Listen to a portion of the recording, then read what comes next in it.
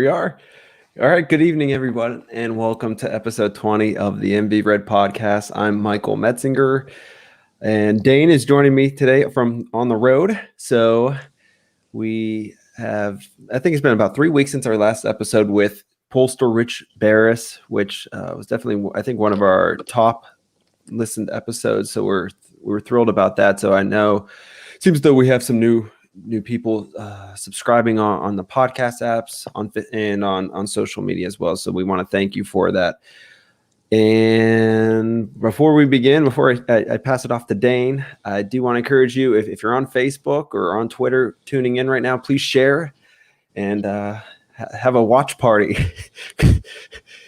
People will certainly enjoy it. So Dane, how are things going today from wherever you're at in America? Disclose exactly my location because it's kind of confidential. But I am That's why I was incognito there. Yeah, that was really clever. I'm in the Chicago area, the great state of Illinois, or as some like to call it, Illinois. And I'm sitting in my hotel room. I'm drinking some water, and I like to drink water to stay healthy, which is why I also just finished an entire slice of key lime pie. And now I have a pretty gnarly stomach ache, as the hippies would say. I don't think I've ever used the word gnarly before in a sentence. But yeah, then you called and said, hey, we're doing an episode of MVRed. And I said, well, I'll have to remote in.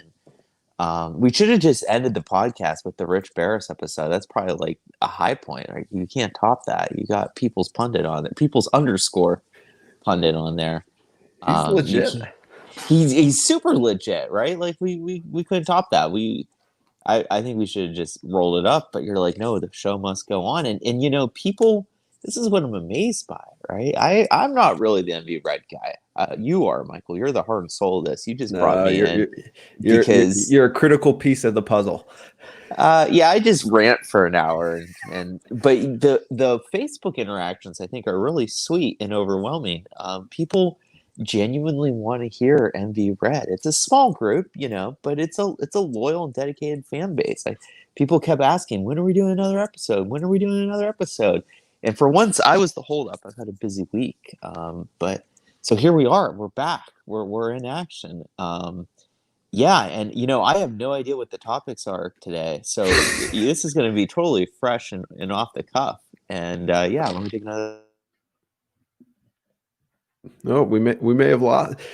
You know, I'll say one thing: hotel Wi-Fi sometimes isn't the best. So there might be some times tonight where Dane might drop off, but nonetheless, since our last episode, where do I begin in the political world? 2020 has been a complete and utter wreck, and it just continues to throw curveballs at us. So on our last episode was the night that Ruth Bader Ginsburg had actually passed away. So since then, in the political world, 20. Oh wait, sorry.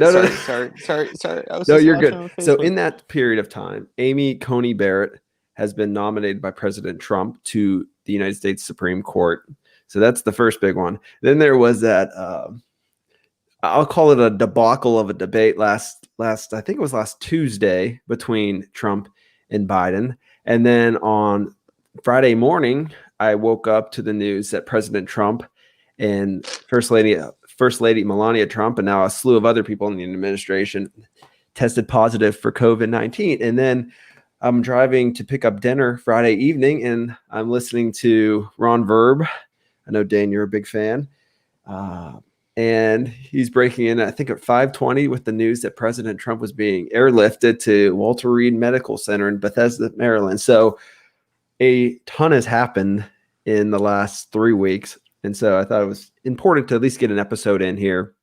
We'll be highlight some of those events over the last few weeks, talk about the VP debate tomorrow, and this kind of overall the state of the election right now, with somewhat of a focus on the state of Ohio, because there has been a big push, I would say, within the last week or so by the Biden campaign to maybe try to make a case that they can win this state. I question it to an extent. So we'll talk about that as well. But before we get too far, my wife did have a request for Dane. She wants to know why the letter E in the Biden-Harris logo is red. So this is definitely a Dane topic, perfect for you, Dane. Okay, so I'm super pumped about this. So the Biden-Harris logo, it's Biden and Harris. It's their last names, right?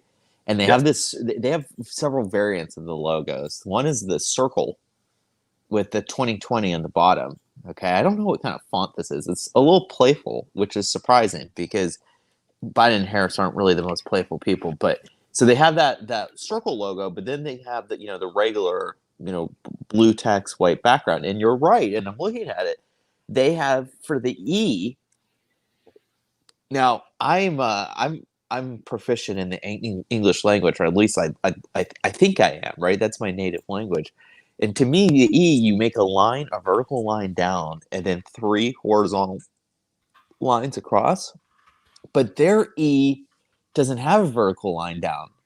The D is like overlapping it, and the E is red. It's just 3 red lines. I don't know. I am mystified by this, and this is like a mystery. The more you stare at this, the deeper you get in about these deep into the E abyss. and the Biden E, and the Harris is just Harris. It's really bland. It's literally just her name, Harris. But the Biden E, I don't know. I think, well, visually it jumps out at you, right? You got blue on white, and the red E makes it stand out, which is really nice. But I don't know. I'm a little mad that they didn't put the line to connect the 3 horizontal lines, the vertical line, and make a proper E. So your wife Shanley is in the chat right now, and she says the 3 stripes are symbolic of the American flag. I never thought of that. That's so smart. That is so smart. That is really is a struggle to get to that point, though. I never would have thought that. But she's right. She's absolutely right. It's supposed to be the American flag. So I guess after 4 years of a Biden-Harris administration, there are only five states left, right? Because you got the 3 red and the 2 white, and it's probably like California, New York, Illinois, Nevada for some reason, and like Rhode Island. The rest all get destroyed in like our war with Russia to protect the democratic integrity of Belarus or something stupid like that. I don't know, but I think she's absolutely right. I think it's the American flag. So kudos to Shanley. Wow. Yes, appreciate the comment, Shanley. My buddy Switka and former classmate at Ursuline High School, as well as a former classmate Zach Humphreys, are tuning in from North Carolina, so we appreciate them. Wow, tuning in. We're all over. Wow, we're all over. It's like the Trump campaign. It's all over. No, we'll get there. So, I guess before we talk about Ohio, because we'll segue into that. Let's kind of go back, kind of recap the past 2.5, 3 weeks. So first, let's briefly talk Amy Coney Barrett. It was a fascinating thing on Twitter, especially. You kind of saw the different factions of the right duking it out over this pick. There were the more populist pick. I'll call them pundits, such as Robert Barnes, who I think does a really good job. He's the political bettor, sports bettor as well.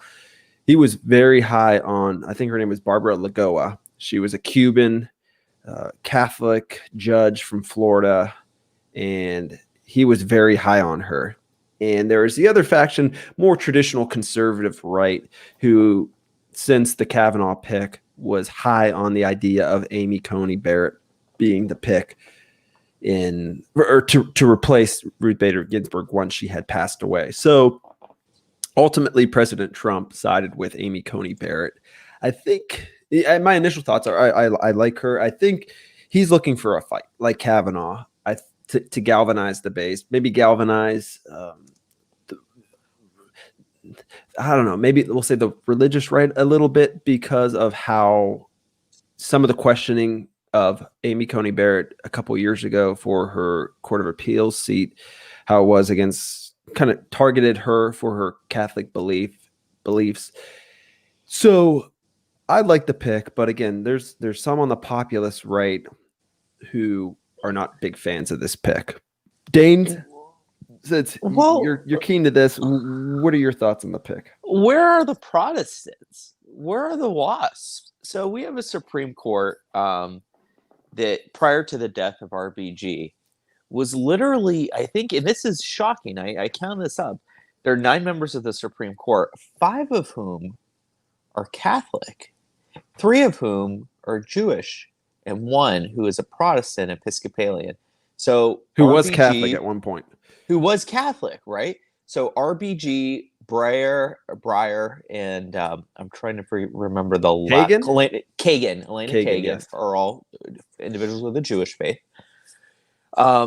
Gorsuch is Episcopalian, and then Roberts, which surprised me. I didn't know he was Catholic. Roberts is Catholic. Alito is Catholic, which isn't surprising because he's Italian. Clarence Thomas is Catholic, which I thought was a little bit surprising. I believe at one point he was in the seminary, or he was considering studying to be a priest. Yes. Yeah, I didn't know that, and I found that interesting. And gosh, forgive me, Kavanaugh is Catholic. He went to Georgetown. You can't forget that one. Can't forget that one. And who am I missing? Roberts, Kavanaugh, Alito, Sotomayor is Catholic. Sotomayor. Yeah. Yep. She's Catholic as well.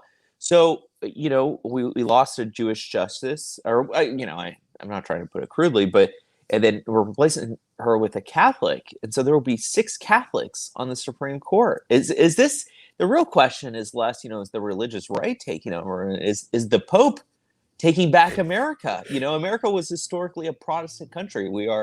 Protestantism is in our DNA. One of the reasons why in the 19th century people rejected or were against Irish and Italian immigration was because of the Catholic influence, right? People were afraid of Catholics coming into the country and overwhelming our historically Protestant worldview. And now the Supreme Court's going to be 6 Catholic members. I just, what is it about Catholics that make them we got great judges? Legal minds, Dane. I think so. In all seriousness, and I'm being a little cheeky here.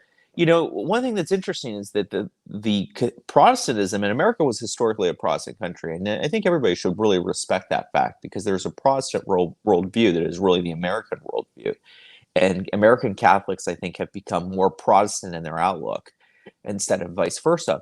But Protestantism has declined globally, and in America, especially, the mainline churches are not what they used to be. The Episcopalians, the Methodists, the Presbyterians, the Lutherans, right? They're all in sharp decline. Now, the evangelicals and the Baptists are relatively strong, and the Mormons, but the rest are all kind of dying off. And you're right that the Catholics have an excellent historical tradition, being, in many ways the founders of Western civilization, or the, core part of that story.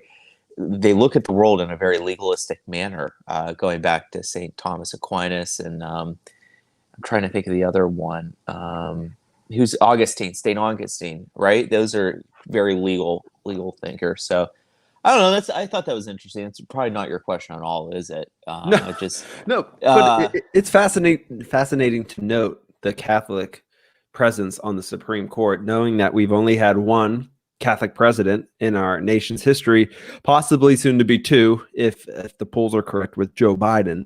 But it is a fascinating aspect that we could have a Supreme Court with no mainline Protestants.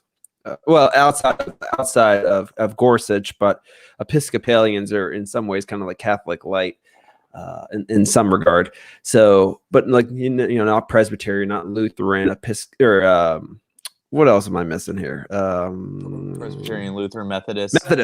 Yeah, I'm trying to think of some of those other dominant mainline Protestant churches. So it's fascinating, but I think we'll truly see if this pick will pay off for Trump politically. I think ultimately Mitch McConnell will find a way to get it through. Once Mitt Romney said that he was in favor of at least having a vote on the floor, I think Mitt Romney's probably a fan of Amy Coney Barrett, because again, I think she pleases some of the more traditional conservative Republican voters. I do believe that, and I believe her hearings start next week. Dana, does that sound right? Tentatively, I think they're supposed to start next week, but this whole COVID mess that might change things up.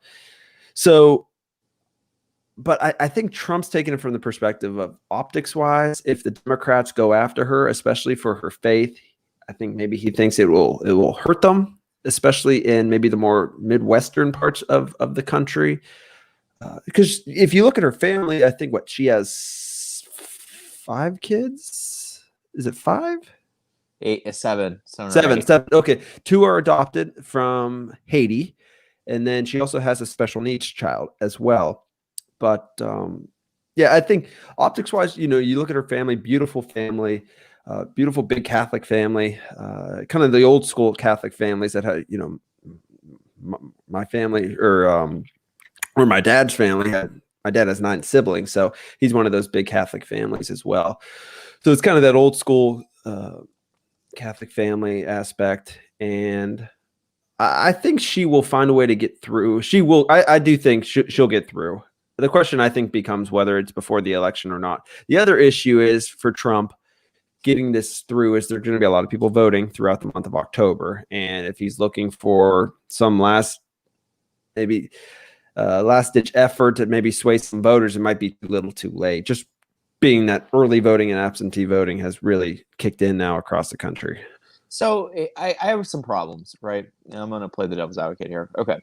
The people that voted for Trump did not vote for Trump necessarily because of overturning Roe versus Wade, right? So nope, I agree. The thing about Amy is, I think I've watched some videos of her. She's clearly a highly intelligent person. She's well qualified. I think she would make an excellent jurist. And you never really know to their point. But I have 2 issues, right? People kind of are a lot of conservatives or traditional conservatives are kind of, rewriting the Trump victory. Trump didn't win by being a Mitt Romney supply side or traditionalist conservative. Trump won the Midwest by kind of being, more of a moderate in some respects, more extreme in other respects. I don't want to say he was the moderate candidate because that's not true. But if you look at polls of Rust Belt voters, they saw Trump as a more moderate guy than past Republican candidates. And what won Trump the election was the hard position on immigration, which people forget about, trade, right? Ending the foreign wars. These type of non-traditional Republican positions. That's what won him states like Pennsylvania, Michigan, Wisconsin, etc.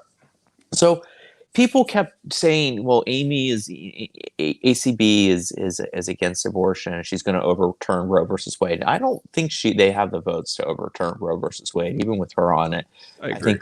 I think like a Gorsuch or a Roberts would not be in favor of that. And I think it should be overturned, by the way. I think that it should be left. I think abortion policy should be fundamentally left to the states. I don't think it should be a federal issue. Yeah, that would be my take on the whole issue of Roe versus Wade. Even if aspects of it were overturned, then ultimately I would think it becomes a state issue, and states would totally decide. A state issue. Yeah. So, and I think that's reasonable because there's clearly more liberal states that would be willing to proceed with maybe more or less restrictive abortion laws than maybe. In the liberal states, you can just kill the baby 6 months after it's born. They have legalized infanticide, right? Anybody that would defend third trimester abortion, I think, is just it's absolutely a dominable policy, right? I mean, you can have your debates on abortion as a whole, but like the Democrats have gone so far to the left where they literally celebrate child murder, and it's sickening. It's totally sickening. What? So, I don't want to get into it. Well, the point here is that I think I didn't mean to cut you off, Michael, but no, you're good. The immigration is the core issue. Okay, immigration is, you might be able to overturn Roe versus Wade today, but unless we control immigration in this country, in 20 years, whatever victories you have, they're going to be like sandcastles. They're just going to be washed away by the tide of both legal and illegal immigration, because the Democrats, by opening the borders, are importing a new electorate that is fundamentally more aligned with the left-wing view of the world than the traditional historical American view of the world. Okay? So to me, the most crucial issue is immigration, and I don't think that Amy is strong on immigration. I don't know that for a fact, but I've heard some rumblings on the right-wing Twitter sphere that she's weak on immigration. So I support her. I wish her all the best. But my big concern, and that people should note this, is that she might be soft on cracking down on immigration. So that's my point on Amy. That's it. But for those same people, they should be consider themselves lucky if she does get through to have that more of a stable. Because I do think Roberts is I think he's kind of like a teeter-totter. He's trying to keep it level as much as possible, and maybe sometimes I do question if he's just ruling a certain way just to keep the peace in the country, which I don't like that aspect. But I get the idea behind it. You don't want a completely political court one way or the other. But I think even if she goes through, I don't think it's a lock for the right to expect rulings to always go their way. It's just the way it is. So we'll see how that pans out over the next week. Moving on, then let's talk about the debate.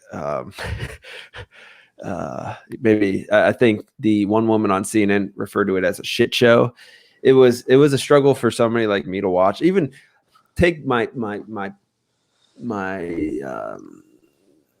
just viewing it from the perspective of somebody who loves politics, I struggle to watch that. I don't care like what side. I don't care that I want Trump to win and I wanted him to do well, but it was just a struggle to watch just the constant interrupting back and forth, the name calling. It wasn't good in my eyes. And I think Trump's biggest issue from it is I think he interrupted too much. And by doing so, it actually aided Biden because I think Biden was due for a few gaffes there. And I think Trump just constantly kept interrupting him and could have just let the guy talk. And I think he was bound to make a mistake. But I think that's Trump's biggest issue. I thought if he would have just like refrained from that and just focus on the policies, I think he could have really beat him solidly in the debate. But he just couldn't help himself after there was some interrupting right in probably in the first 10 minutes and just kind of went south from there. Yeah, I completely agree with you. I think Trump was like at an 11 or maybe a 12 on a 10 scale. And if he would have just turned it down to 7 or 8, I think he would have won that handily. He actually had some good answers, right?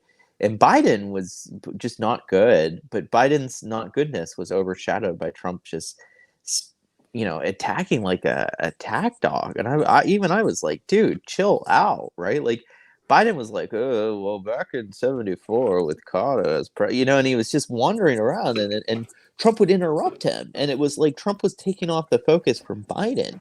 Biden is, he's clearly aged. There are severe problems there. You watch him in that debate, he looks kind of shaky. And he didn't really give any concrete answers.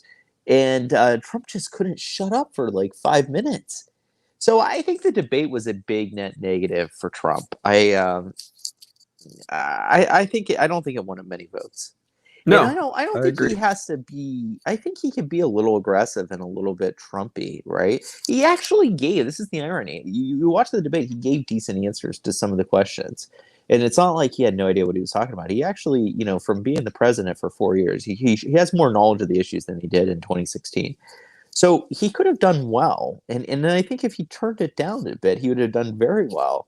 And I think most people wanted to say that he won, but he was just such a dickhead, pardon my language, that they're just like, F you, right? They're like, I don't even care if he won. That was horrible. So that debate, I think, it was bad. It was really, really bad.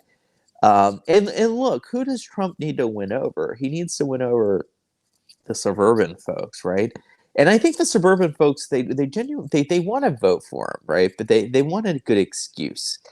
But he keeps, over acting like a total jerk. If he would have just chilled out, right, he would have been fine. Because Biden is really not that. The media has kind of memed Biden into being this like super likable guy, but he's really not, right? If you think about like what Biden has done and what he represents, it's pretty horrific. Like I'm willing to say that Biden is a worse person than Donald Trump, and I think that you could make no, I'm serious. Like, how many people did Trump kill in the Iraq War and the Afghanistan War? Like Trump never started a war in the Middle East that cost $1 trillion in treasure and like 5,000 American lives and countless Iraqi lives, right? Biden did that. Every horrible policy that the federal government has done, which the media and the centrists thought was smart policy, Biden's had his name to it. NAFTA, TPP, admitting China to the WTO, the Iraq War, the Afghanistan War, the Syrian War, the Libyan war. Yeah, Biden was like, let's not get Osama bin Laden. He didn't want them to do that. So he's killed more people, or he's been involved in the deaths of more people than Trump could ever dream of. But because he's senile and like Irish Catholic, he gets a pass. I don't get it. I don't disagree with what you're saying. We have some random somebody on Periscope chiming in. We're going to talk about the polls momentarily in a little later on in this episode. But yeah, I agree a lot of what you said. I think a lot of suburban people, I think people really want to find a path to maybe quote unquote justify their means of voting for Trump, especially those in the suburbs. But I just think he did himself no favors. Now, I will say this: the vice presidential debate is tomorrow evening. I went back and I did watch some of the Pence-Kaine debate from 2016. Pence is he's a polished politician. I think he at one point, and Dave, correct me if I'm wrong, I thought at one point in time he had a radio show. He did. So you could tell he's very polished. He knows how to say correct answers, just the right things. Sometimes he talks a little too much, but I think it'll be a completely different kind of debate tomorrow. And I'll be curious to watch. I don't know if it's really going to have much sway for people, but it should be an important debate. We just had our president in the hospital with COVID. Now he appears to have recovered, thankfully. And then you have a 78-year-old on the flip side on the Democrat ticket. So you have two mid to late 70s candidates who are going to be running the country with the most stressful job, or arguably one of the most stressful jobs in the world. So it is an important role. So I will be paying attention to that tomorrow evening. And then I think the next debate is sometime next week. And if Trump tests negative for COVID, we'll see how that goes. But I'm hoping he doesn't actually believe some of these unscientific Twitter polls that show that he won the thing, because I deep down I don't think he's the type of person who's going to portray himself as the victor, but hopefully behind the scenes they realize that it wasn't good for him. And but like you said, Dave, he's not far off from doing well in one of these debates. He just needs to learn to tone it down and maybe have a couple of decent answers ready to go, and maybe hit Biden on the idea of defunding the police, or why aren't you telling the American people who might be on your Supreme Court list, those types of things, and really hit him on those things. But he just seems to be missing the boat on that. And it doesn't hurt to have a couple of those ready to go, and maybe try to see if Biden stumbles. So we'll see how it goes. Still, a little less than a month out was the first debate. And remember, 4 years ago, after the first debate, was the Access Hollywood tape. And a lot of the poll, and I was guilty of it as anybody else. And then I watched the second debate, which I thought Trump actually at the time was a mess. And I could make an argument the second debate in 2016 was worse than this one in some regard. Maybe it was a little bit more personal at the time.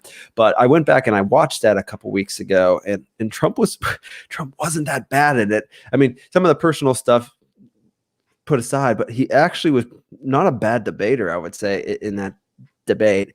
And at that point in time, there's plenty of people who wanted Trump to drop off the ticket and just have Pence run. And 3 weeks later, the guy became the president of the United States. So I do push back on this idea that just because he may have lost this debate, that he's toast.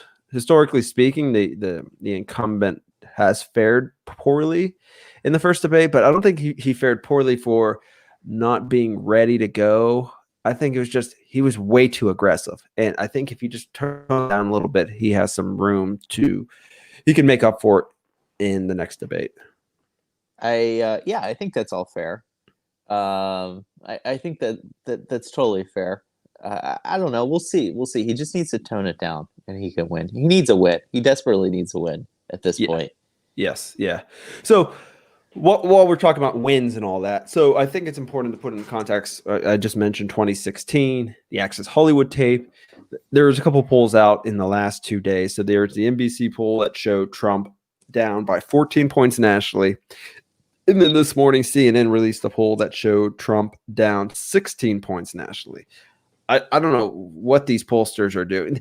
Here's my issue with all of this. There's no repercussions for these pollsters. They could just throw this nonsense out there. They and their lies must be punished. Michael Metzinger. But who's paying for these polls? The media. The media does not like Trump. They clearly want him to lose. To me, these are nothing more than narrative-driven polls. If they feel confident with these numbers, then put your money behind it. I mean, do you really think that Trump is going to lose by 16 points nationally? When was the last time anybody lost by? Was it Reagan? What were Reagan's victories? No, Reagan's weren't even that decisive. They were more so decisive in the Electoral College.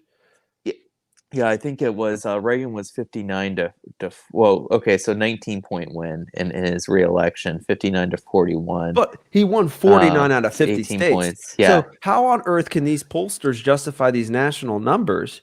Yet you have ABC who comes out and shows Trump up 4 in Florida. You show tight races in Arizona, in North Carolina, in Pennsylvania, in Ohio. There's a complete and utter disconnect, especially when Biden is campaigning in Pennsylvania. He seems to be hitting that one hard.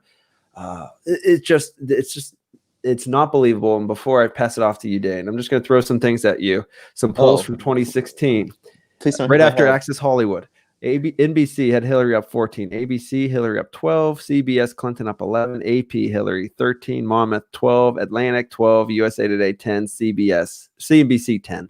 So what is that? 8 pollsters all had double digits about a month out from the 2016 election, and Trump still won. So I think a lot of this, especially with people going to vote right now, maybe to rally the left in some way and try to suppress Republican turnout. But if 2016 was a barometer, Trump voters are going to come out and vote. They are much more enthusiastic. The enthusiasm on the Democrat side is a pure hatred of Trump. I don't know. I have yet to find anybody who's going to the polls on the Democrat side because they like Joe Biden. It's clearly an utter hatred of Trump, and that's what's driving the left to the polls. But I think we had Rich Barris on the last episode, who was outstanding. And I've been watching this show, continue to watch the show every day. And his big thing is, if you look at these polls, they're just assuming massive surge in turnout. I think the New York Times pollster, his name's Nate Cohn, Cohn. He said something, I think, in their Arizona poll that 30% of the people in their likely voter sample are new voters. It's just something doesn't really make sense. And can you justify that? I don't know. We'll find out. But with restrictions around, and we'll see if people actually return absentee ballots. But I just want to push back on this idea that Trump's toast, because 4 years ago, the same thing happened virtually at the same stage of the election, about 3 or 4 weeks out. No, he's not toast, but he is behind. And he just did a horrible decision today to not do additional stimulus and to end the negotiations. I think you're right. Like, the idea that he's losing by 15 points is laughable. I think it's closer to 5, maybe a little bit higher, given what's been going on recently. And the reason, or the sanity check on this, is just look at where people are campaigning and what states are in play and where they're putting in advertisements. The Trump campaign just canceled advertisements in Iowa and Ohio, which are absolutely must-win states. And I think that they know that Trump is leading there, or is likely going to win there. And Biden is campaigning heavily in Pennsylvania, Minnesota, these type of states, right? So if this were a 14-point race, Biden would be campaigning in Indiana, Kansas, Missouri, Montana, states that Obama either won or came close to winning. Yeah, exactly. That's exactly right. Montana, that's a good one. Yep, Missouri. So I think that those polls they're just absolutely laughable, and they're just silly. I still think it's a tight race, and I still think it's winnable for Trump. But the point I have to make is that Trump won by being a populist. He didn't win by being a conservative. And a lot of Republicans, this is difficult to hear, but it's absolutely crucial. Like, the debt doesn't matter. Okay, it literally doesn't matter at this point. And the idea that Trump just canceled further negotiations on the stimulus bill, he should be, this is the way Trump wins. He should be the guy that wants to get you a $1,200 check. And yeah, Nancy Pelosi's putting a bunch of stuff in this, and he's going to stand firm against that. But at the end of the day, he's the guy that wants to get you Trump bucks, right? That's how he wins. And he needs to be triangulating against Nancy and trying to get moderate Democrats over to vote with him to pass a stimulus. Because if he doesn't pass a stimulus, I don't think he can win this election. Like, I think it needs to happen. There needs to be another stimulus payment. And he's inviting losers. Like I'm trying to think of the name of the guy. He's a right-wing guy, Stephen Moore. Okay, Stephen Moore, the legendary Art Laffer, right? These guys. This is not the '80s where we're not facing 17% inflation, right? This is entirely different economic conditions than what Ronald Reagan faced when he took office, and they're pulling out the same supply side economics plan. It's not gonna win. It's not gonna win the election. Nobody cares about, well, I defeated the stimulus payment because I wanted to protect against a high deficit, and I wanted to protect the debt. Nobody cares at this point, right? People just want to get the economy moving again. So I don't know. I feel like the polls are wrong, but the polls are right in the sense that Trump is losing. And here's the other thing the one thing I just can't sleep at night because of this. Go to Real Clear Politics and look at 2016 and look at the average, right? And even when there were polls like Hillary's 1,000 points ahead, Hillary has every single vote in the known universe, right? Trump has negative votes. All these ridiculous polls were coming out. If you look at the aggregate, the Real Clear Politics aggregate of Trump versus Hillary, there's a lot of volatility. It's like Americans didn't like either of them, and we were just, going any, mini, money, mo. But Trump would win, he'd be in the lead, and then Hillary would be in the lead, and then Trump would be in the lead, and then Hillary would be the lead. And there was that volatility. So even though there were these 15-point Hillary leads, Trump would be in the lead in between that. But now you've got you go to 2020 Real Clear Politics average, Biden versus Trump, and Biden consistently has this 6-point, 5-point blue lead that never dips. And that's why I'm very worried. No, I think it's fair, and I think that's an accurate statement because I do follow a lot of people on the right who just because it happened in 2016 doesn't mean it's going to happen again in 2020, where Trump defies the polls. And you bring up a good point. Biden has had a consistent lead. It was probably, I want to say, when we were pretty down on Trump, when we had the young Republicans on, we talked about maybe Trump narrowing it to a 4, maybe 5-point national race. And I think for sure, if he gets it to 4, I feel confident that he can win the electoral college. I do too. 5 is going to be iffy, but I think if he's not far off, because remember, if you actually look at the 4-person race polls, which again, somewhat matters to an extent, his lead or his deficit's about 6.5 points. The last I checked, I think that was this morning or yesterday. So he's not far off. I think again, it's a combination. I think he needs to do well in the debate. Maybe hope for something good come out of the Supreme Court hearing. We'll see.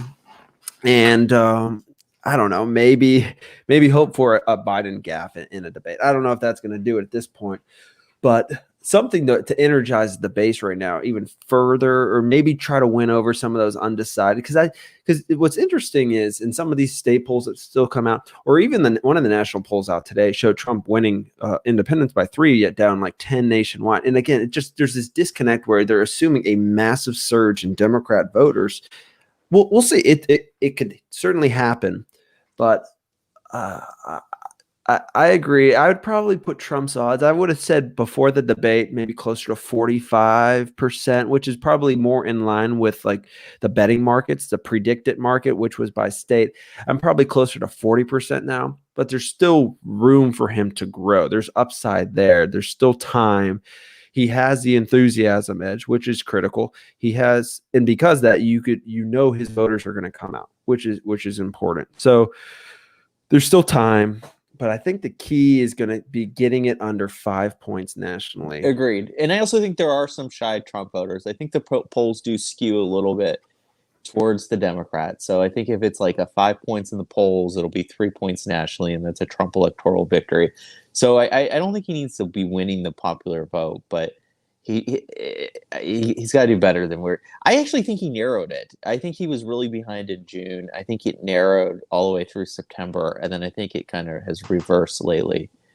Yeah, I think that's fair. Real quick, I do want to mention this because I thought this was a fascinating question. So Rich Barish just did a poll of the state of Florida, had Trump up, I think, 1.6 points. He's from Florida. He feels confident Trump's going to win Florida. And if Trump's going to win Florida, there's no way the nation's 16 points to the left of Florida.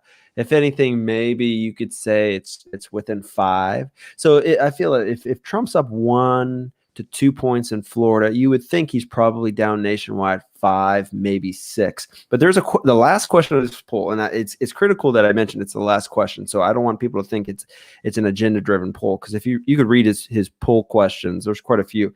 But he asked the question: do you believe there's a significant number of shy voters who do not want to share they are voting for Donald Trump? In the poll, so 1,002 responses, 64% said yes. He also asked, do you think some might be uncomfortable sharing their political opinions with pollsters? And it was something like 35% said yes, they would feel somewhat or greatly, really uncomfortable. So we'll see what to make of that. But I do believe there is this shy Trump voter, which I think you touched on. I think there's people out there who would like to vote for Trump, who are maybe not there yet, but could be there, or are there and just are afraid to admit it. I think there's something there, and we'll see. I don't know. Does it count for more than 1 or 2%? We shall see. But again, we're talking a lot about the national polls, but it's the Electoral College that ultimately decides the president of the United States. Yes. Yeah, it is the Electoral College. I know a lot of people hate that, but it is. I like it because I live in Ohio.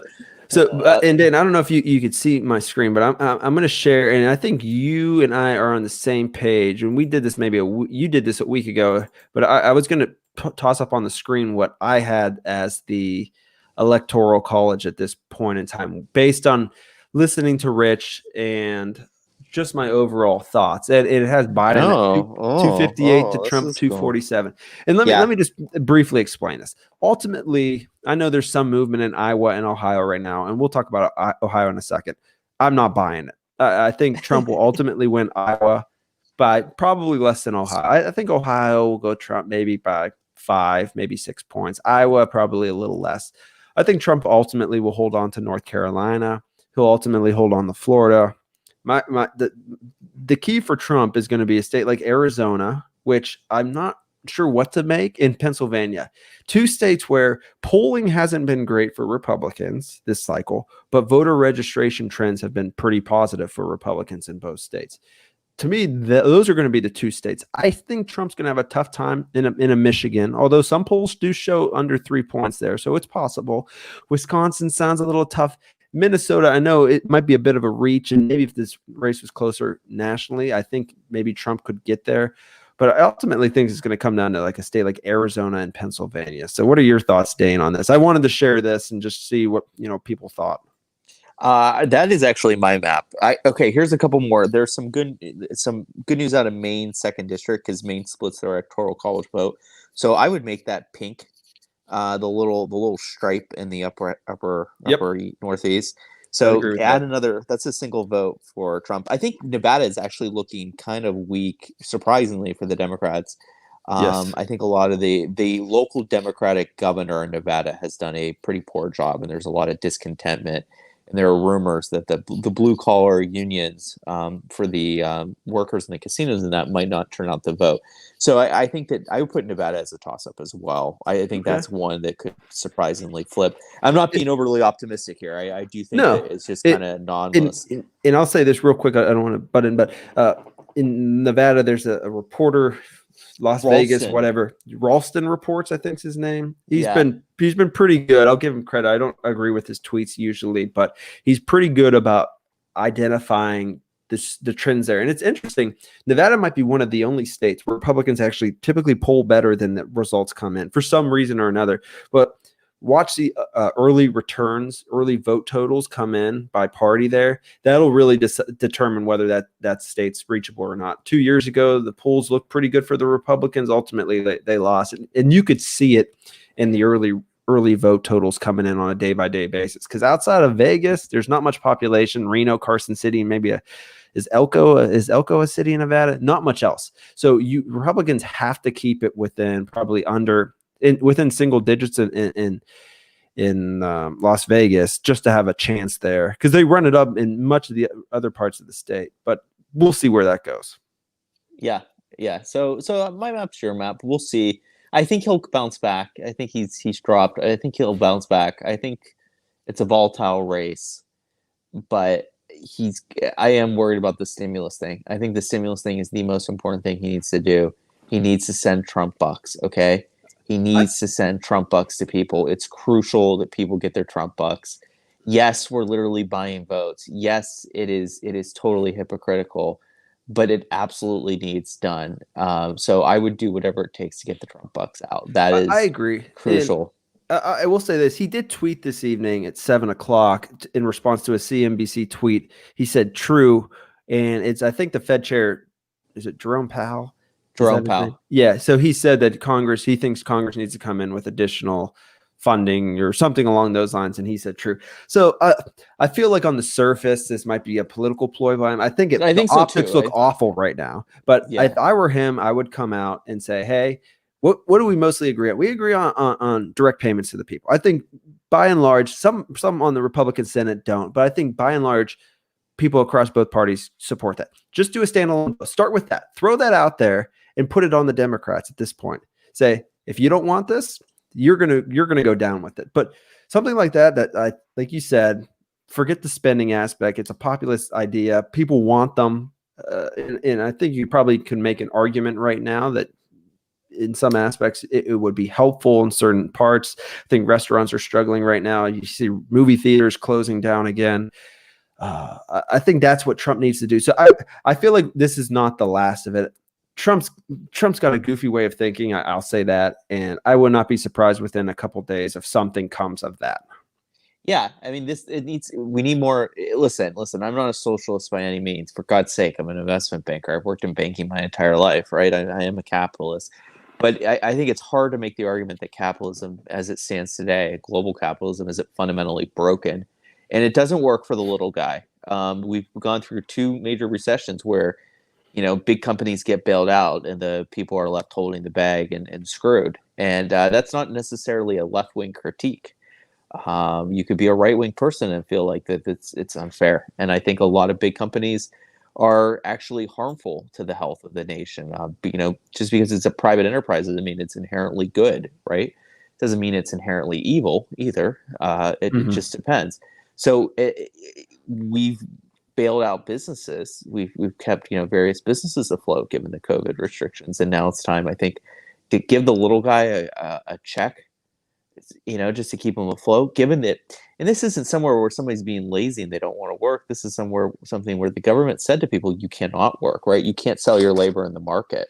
I think that the government owes the people restitution. So there has to be some stimulus payment of some sort. I keep coming back to that. But anyways, what else you got on the docket, Michael? Well, I guess a couple other things real quick, because I did go back, and I think it's important to look at trends between certain states.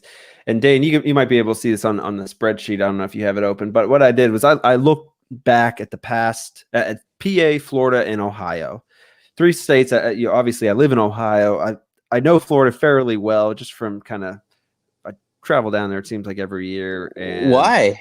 Well, why would you go to Florida? For either work or for vacationing, which I love. Why would you vacation in Florida? Oh, I love Florida. Naples, Florida is beautiful. Huge Republican area. Collier County. I hear a nice thing about Naples. Yeah, Naples is supposed to be really nice. Yeah, it's a very wealthy part, probably one of the wealthiest parts of the country, but for sure in Florida. But beautiful part of the state. Anyhow, so I fairly I'm not great with Florida, but and then Pennsylvania, you could kind of see trends there. There's really maybe 3/4 parts of the state to follow. But anyways, long story short, I looked at the margins between PA and Florida and PA and Ohio, and up until last election, Florida and PA were about 5 points apart. So PA was about 4 or 5 points more Democrat. It was less than a half a point. And then PA and Ohio, it's about 5.5 points more Democratic than Ohio. So just keep that in the back of your mind, folks, when you see polls. So if you see like Ohio, Trump +5, then you should probably think that Pennsylvania is probably Biden maybe up 1 or 2 points. So kind of think it doesn't always work that way. It's not like in a vacuum where it's always going to move a certain way, but just kind of keep that historically speaking in the back of your minds, because these trends do sometimes to repeat themselves. So I just wanted to mention that. And then I got one more for you, Dane, in terms of graphics. So let me show you one more I have. So much is being said right now about the state of Ohio. It seems like the Biden folks are trying to make a push here for some reason. Maybe they see it. In polling in Ohio has not been good the last few cycles.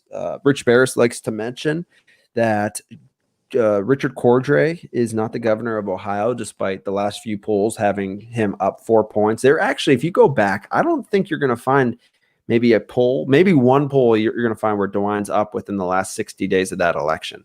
And he ended up winning by 4 points.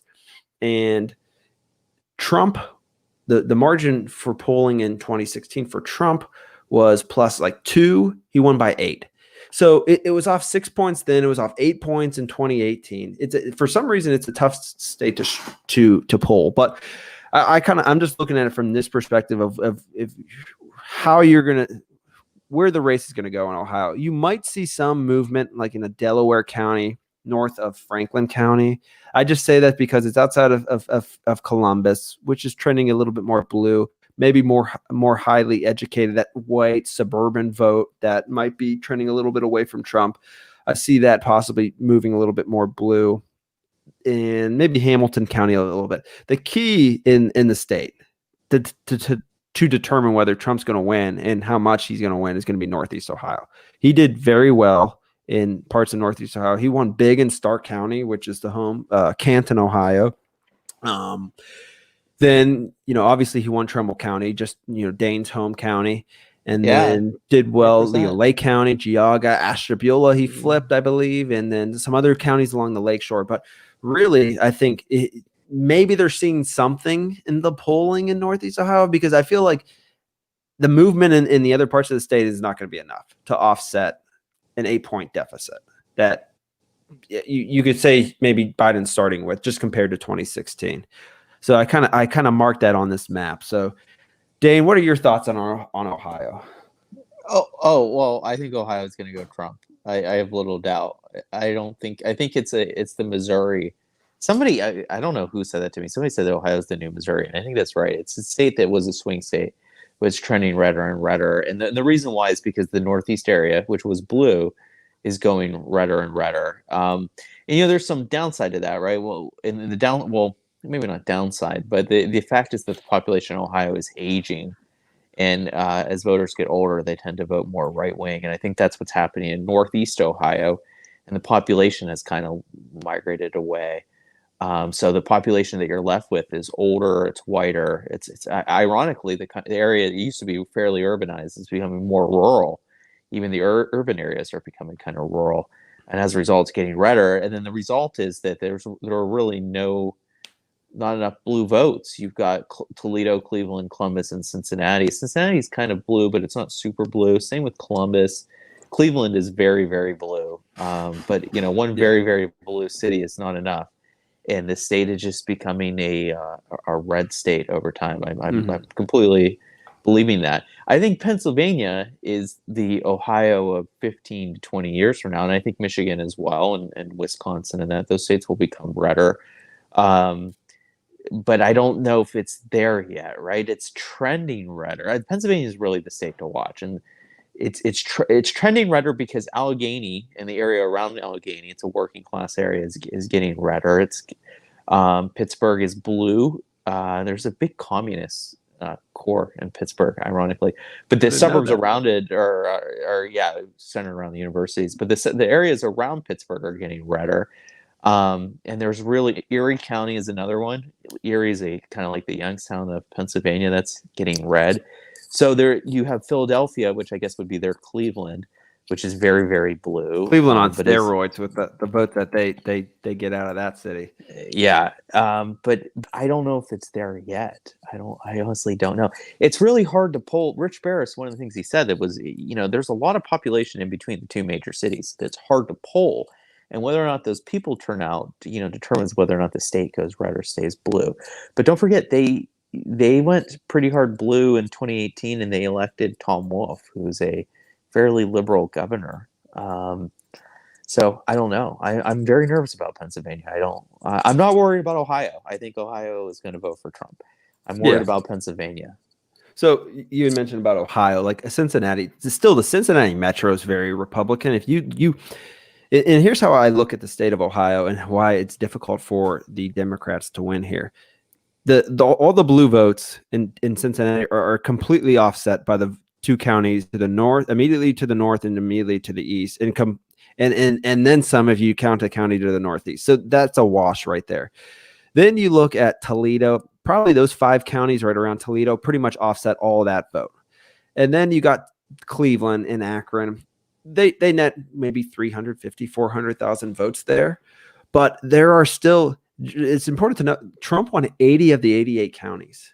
And some of those counties, like Columbiana, it's a more rural county just to our south.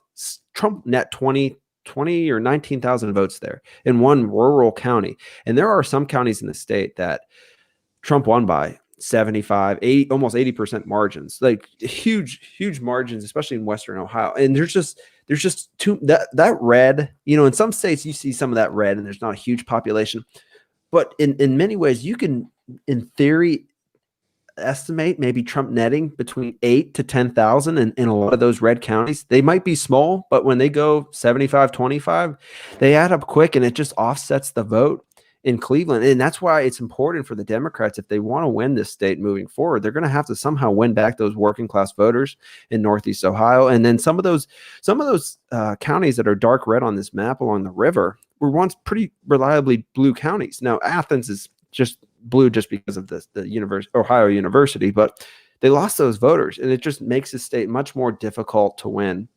statewide. I kind of probably the best map would be to look at the 2018 gubernatorial race where DeWine won by 4. You still see some blue in Northeast Ohio, more blue in Northeast Ohio, but it's a light blue. It's not a dark blue. It's not 60% margins in Trumbull and Mahoney. It's more in like the low 50s, something along those lines. And that's kind of where I see the state right now. So I would probably put Trump up 4 or 5 points there. But you mentioned PA. What's interesting is on Rich Barris' show, he's talked about Erie and how that's a county, Erie County, Erie, PA. Actually, interesting enough, the 3rd largest city in Pennsylvania. It's Obama won it, and he's showing Trump still up, I think, 15 or 16 points there. So that leads me to believe if that part of Pennsylvania is still that far red for Trump, that Northeast Ohio is going to be tough for the Democrats to make significant inroads. They might make a little bit, perhaps, but I don't think it's going to be enough. But I think the encouraging thing for Republicans in the state of Pennsylvania are the voter registration trends across the board. And I think part of it just might be the fact that COVID's taking place and the Republicans have still gone after voters for voter registration purposes, where Democrats really haven't. So we shall see. I think the big county, and Rich mentioned it on her last show, is Bucks County, that in 20, and I will share this on my monitor here if I could figure that out here momentarily. I'm going to share. Give me 1 second, folks. Chrome. Where are we at here? I think this is what I'm trying to get. Pennsylvania is such a weird state. I've never been able to figure it out. Culturally, it's very different to Ohio. Yeah. I just don't feel comfortable in that state. They have something, the Pennsylvanians are very arrogant when it comes to the Ohioans. They look down upon us as rednecks and that, which is just completely inaccurate, because Cleveland is, for a city of its size per capita on a cultural basis, punches well above its weight. And in Ohio is it's just very much a median state, right? It's kind of right there in the middle. But the one thing that Pennsylvania has, and I'll turn it back over to you, is that they have something that's called the Pittsburgh toilet, which is just totally disgusting, right? So their houses are all built into the hills, like hobbit homes. And they have in the basement, so imagine like a 2-story house, but the basement is, you can access it via the front.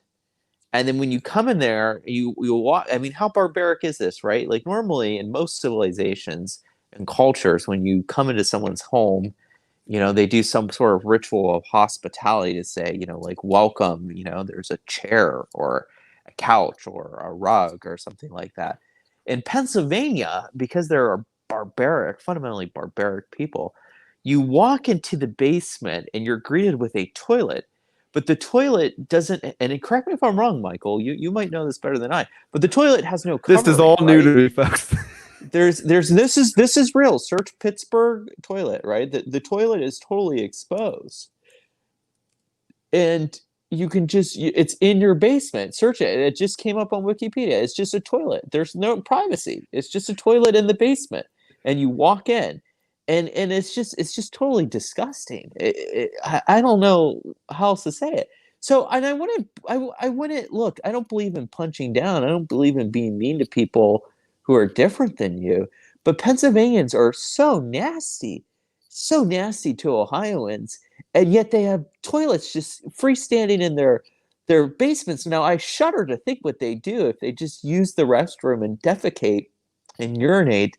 And with full exposure of their families in Pennsylvania. I don't know, but look up Pittsburgh potty, I guess it is. Pittsburgh toilet. Ask my brother Matthew about this. Yes, it's horrific. Anyways, so we'll switch back over to the election analysis. But I really hate people from Pennsylvania that look down on Ohio. I don't hate Pennsylvanians, right? They can't help that. But there's no reason to look down on Ohio when you have toilets exposed. We're like siblings. We're similar states. They're slightly bigger population wise, but we got a lot of some aspects. The working class aspects are similar between the two states. So real quick with Pennsylvania. So like Dana had mentioned, you have Allegheny County, Pittsburgh. But if you could just offset their vote pretty quickly. So they net about 112,000 or 108,000 votes there. Quickly, if you just look around these three counties, you completely offset. So the key here, though, is, and this is the crazy part, look at how many votes they net in Philadelphia County. An absurd number of votes in one county alone. So, again, you see a lot of red here. There's a lot of small counties, especially in the northern part of the state. It's still interesting. Like, you see them like netting some significant number of votes here. What is that? Almost 90,000 there, and then well over 400,000 there. So the Republicans are in a hole in much of the rest of the state. And if you remember 2016 election night, Dane, this was the part of the vote that came in early, and for much of the night, it was just Clinton up 12 points, then 10 points, then 8. And then it just seemed like as the other states, it was like a domino effect. And before you know it, it was like midnight or 1 a.m. and they got all the votes cast and Trump just magically falls ahead. But it's a very interesting state. But the county that Rich Barris says still watch on election night is going to be Bucks County, which Clinton won by less than a point in 2016. That he showed Trump maybe up 2 points when he did the Rust Belt poll, and he is going to be polling Pennsylvania over the next week. So it's going to be really interesting to see his results there. But again, in a lot of these counties, Bucks County, Allegheny County, Erie County included, a lot of these counties, registration-wise, it's trended favorably for Republicans. Again, is it going to be enough? I don't know. This is one state that, again, I give Trump 40% odds, so I would have to give it to Biden right now. Maybe by 2 or 3 points, something along those lines. Hopefully it's less, but this is the county to watch. But watch the margins in Philadelphia County as well. To net that many votes in one county is absurd. As we do this episode, Trump is on a retweeting spree. You should tweet the episode to Trump. Maybe he'll retweet us. We'll get like 1 billion viewers. My problem. So I retweet it to, if you can, retweet it to Mr. Trump. I will. My problem with the registration. So there's a lot of registration that is actually very encouraging for Republicans, and this has been kind of floating on the internet for the past couple of days. Florida, Arizona, New Mexico, Pennsylvania, I think Wisconsin. Republicans are all massively outpacing Democrats in registrations, which sounds good, right? Because it's like and it's not just like, 500 to, 450. It's 1,000, point gaps in terms of voter registrations. But the issue is, I don't know if these are actually truly new Republican voters, or if they're Democrats or independents who have voted Republican for a long time and now switching their registration. So it's not actually a net increase. I don't know. That's my question there. I don't have a good insight into that. Mm-hmm. Yeah, we'll see. I think we'll know. I want to see kind of how Rich Bear's his numbers come in with Pennsylvania over the weekend. That'll kind of give us an idea. My early guess would be that Biden's going to be up, like I said, maybe 2 or 3 points, but I could be wrong. Anything's possible. When he did the Rust Belt poll, I think he actually went on record to say he thought, based on what he saw, that Trump would win it by 70,000 votes at the time. So I expect maybe some movement back to Biden. But again, I think it's going to come down to the turnout in these counties here. But we'll see. You know, the Republican and Bears had tweeted it this evening. In 2016, the Democrats an 11-point registration edge, and the turnout was, I think, D+3. It's now down to a 9-point registration edge. So can the Republicans keep it at D+3 or slightly less? We shall see. So I did want to mention that. So I think Pennsylvania is going to be the state on election night to really watch. But that could obviously change, being that, you know, we still have a month out. So I wanted to show that. I'm trying to think if I had anything else that I wanted to mention. You have anything else, Dane? Do I have anything else this episode? I don't know. The Biden E question was really good from your wife, so kudos to her. Kudos to Ashley, yes. There's just so much going on. There's the VP debate tomorrow. There's Trump getting COVID. We didn't even talk about getting coronavirus. And it's just crazy. Like I can't, like, every day it's just tons of stuff. So who knows what will happen next? Expect the unexpected, Dane.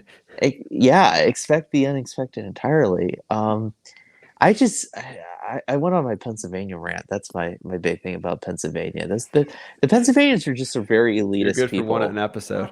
Yeah, rant about something. That's not very value add, I don't think. Maybe I should talk about the episode sponsor for today. Yeah, go for it. Our episode sponsor is oh crap. Let me look around the room. I don't want to say the hotel because people will be able to zero in on where I am. Oh geez. Oh boy. Oh no. Oh, I'm cracking under the pressure. Our episode sponsor is. Oh wait, hold on. I got a bottle of water. Right? wait. Oh, okay. It's VP Vaza purified water, because when you're looking for water, only the most purified water will be the kind you want. So drink VP Vaza Pure. They've sponsored this episode. The check is in the mail. They thought that this was a show. I don't know. They didn't think it was about politics in Northeast Ohio, or else they wouldn't have sent us the check. But we successfully lied to them, and they gave us a good sponsorship. That's fair. But a couple housekeeping items. I just want to say real quick. I was at a mall today, and I saw a Casper store. And I was like, hey, thanks for sponsoring us. No, but they are a huge sponsor of this show. Everybody should know that Casper mattresses are, only Republicans sleep on Casper mattresses, and they only sell to Republicans. So, I'm sure that they want to be associated. Their brand is going to sue us immediately after this episode. They don't know what they're missing out on. A couple items that I wanted to mention real quick. October 12th, next Monday, Christina Hagan and Tim Ryan are going to be debating on 21 WFMJ in Youngstown. They'll be streaming that online. So that'll be interesting to watch. Governor DeWine came out and endorsed Christina Hagan today. And there's been a slew of attack ads by Tim Ryan. So I still think he would not be spending this money if this race wasn't single digits. I still maintain that. I think Christina Hagan still has a tough sledding to do, especially if Ohio's only plus, let's say, 4 or 5 for Trump. I think she needs Trump to have a good showing in Ohio, especially in her district, which I think it's possible, but we'll see. So I'm thrilled that they're actually debating, and so that's next Monday. And then secondly, to go along with that, we mentioned him last episode. We didn't think it was possible, but Ryan, it's Gerdusky, by the way, Dane. I watched some YouTube videos. It is Gerdusky. I want to say Gerdusky, but it's Gerdusky. Actually reached out to us and wants to come on our podcast. So I think it might have to do with Christina Hagan. I'll find out more, and hopefully we can get him on. He's contacted me a couple times. So he has a new book out. I forget the title of it, but it's about populism in America. So they're not listening. It's yes, they're not listening. Hill. Which yes, buy it. It's a great book. I'm gonna plug it. I haven't read it, but so we'll try to work on getting him on. If you don't follow him, go and follow him at Ryan Gordusky on Twitter. He's also on Facebook as well. He actually has a really good weekly kind of populist newsletter that he sends out through email every week that I encourage you to sign up for. I think there's some good tidbits of information there. So hopefully we'll get him on. But again, I just want to thank everybody for tuning in. If you haven't already, please subscribe to us. Eventually, would like to move this to YouTube. I think you could kind of get better stats and things like that, and the quality and all that would be better there. But for now, we'll try to stream into Facebook, YouTube, and Periscope on Twitter. And again, please subscribe on your favorite podcast app, on social media, and just keep expect the unexpected over the next week. If anybody says they know how this election is going to go based on how things are on October 6th, they don't know what they're talking about, because there's going to be some more curveballs coming our way. That's my prediction for the end of this episode. Last words, Dane. Two things. One is I agree. I'm not trying to say that Trump has lost it. I think it's a very volatile election. I just think he's down. That's very different. And I agree 100%. It's over. And two, I did drive around North Youngstown, and I was shocked. And I'm not, this is something that comes up. Shocked by the amount of Christina Hagen signs. She's got these nice red signs with the white lettering, and it just says Hagen. And I saw tons of Christina Hagen signs, and I was like, whoa, there might be something here. I saw like 3 Tim Ryan signs. So if she doesn't win, she's going to come awfully close, because there seems to be a lot of genuine grounds up support for her. Mm-hmm. I was really impressed by that. Okay. And I think what could play to her benefit is going to be that whole police issue, and how the some of the police chiefs locally, Youngstown Struthers, kind of came after Tim Ryan. I saw she said she's distributed over 10,000 signs across the district, and I think it's obviously more than that, but there are a lot around town. I will say this: early on, the Trump sign lead in Mahoning was huge. It's narrowed quite a bit. I would still say probably 55-60% Trump, 40 to 45% Biden. They've come up quite a bit around my neighborhood. Some neighbors have put some Biden signs up. It's my part of the neighborhood. Without giving away, it's kind of an interesting, fascinating thing, seeing all the signs between Trump and Biden here. But Boardman's an interesting community, because it was Biden or Trump barely won it. I think it was like 49 to 48 in 2016. So as I keep driving around, I kind of keep a tally in my head, because I'm a bit of a nerd in terms of the signs, but I have an idea. So I still think Trump has a slight edge. It's obviously more as you go into this inner city aspects of Youngstown, or closer to it, but way out in the suburbs, Canfield, especially Poland as well, I was surprised with the number of Trump signs, and then parts of Austintown. And I will say this: 46 in Austintown, from probably Shields Road all the way up to Interstate 80. It's just a constant stream of Trump signs. And it's not like they're baby signs. These are monstrous signs along that stretch, and people decorating their homes. So if you're ever down this way in Mahoning County, Dane, come check out 46 in Austintown. You'd be surprised. So, we'll have to meet up in person one day. I don't think I've seen you in real life since like 2002 high school, right? One day we'll have to actually meet. Who knows? But yeah, I'll check out Boardman. Really adventurous place, Boardman. Yeah. And one quick thing, I seen Chad Beth, who I used to work with, chiming in that she says that in her drive through Western PA, you won't find many Biden signs, which I could believe. But again, the registration in Lawrence and Mercer County has been very positive for the Republicans as well there. And she says how amazing how many Trump signs. But I think that's key. In I think how Western PA goes, you're going to see a similar thing along in Northeast Ohio, in Mahoning and Trumbull, because there was a time there Mercer was somewhat similar to Mahoning and Trumbull. It's definitely moved much more right now.